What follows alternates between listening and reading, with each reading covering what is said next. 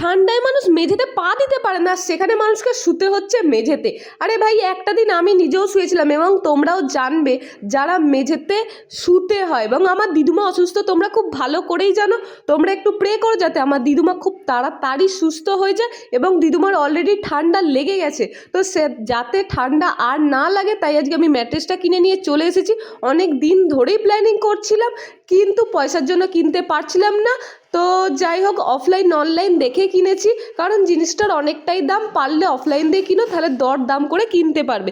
মা ফার্স্টেই জিজ্ঞাসা করলো এটা কাদের বাড়ির জন্য। তখন আমি হেসে ঘরে যখন ঢোকালাম তখন মা বুঝে গেছিলো যে এটা আমাদের বাড়ির জন্য। মাও কিনবো ভেবেছিল, কিন্তু পয়সার জন্য কিনতে পারছিল না। কিন্তু আমি যে কিনে নিয়ে চলে আসবো সেটাও মা কখনোই ভাবতে পারিনি। তো যাই হোক, কেমন লাগলো অবশ্যই কমেন্ট করো। তো তারপর যাই হোক, আমি চালাতে চলে এসেছিলাম স্কুটার। যেখানে মানুষজন আজকাল বাইক, স্কুটি, বুলেট চালাচ্ছে, সেখানে আমি চালাচ্ছি স্কুটার।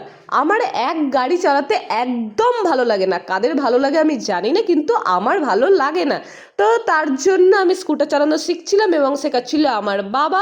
তো কেমন লাগছে, এবং আমার গাড়ি চালানো শিখতে বেশি দিন সময় লাগে না, 1 থেকে 1.5 দিন, মানে স্কুটার বাইকের ক্ষেত্রে বললাম। তো অনেকবার এখানে প্র্যাকটিস করে নিয়ে চলে এসেছিলাম হচ্ছে রাস্তায়। তো দেখো, আমার বাবা সুন্দর করে গাড়ি চালানো শেখাচ্ছিল এবং আমার তো ভীষণ ভালো লাগছিল। আর তারপরে চলে এসেছিলাম 3rd দিন।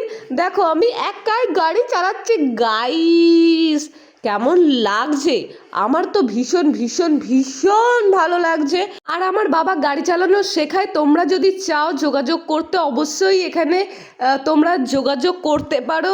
4 চাকা চালানো শেখায়, স্কুটি বাইক সবই চালানো শেখায়। হ্যাঁ, কোনো লাইসেন্স দিতে পারে না, কিন্তু গাড়ি চালানো খুব ভালোভাবে শিখিয়ে দেয়। কারণ তোমরা আমাকে গাড়ি চালানো দেখেই বুঝতে পারছো যে বাবা কতটা ভালো শেখায়। তবেই না 1-2 দিনের মধ্যে তুমি গাড়ি চালানো শিখতে পারবে, এবং ইচ্ছা থাকলেও সব হয়। তো যাই হোক না, আবার নেক্সট ব্লগে দেখা হবে। এখনকার জন্য বাই।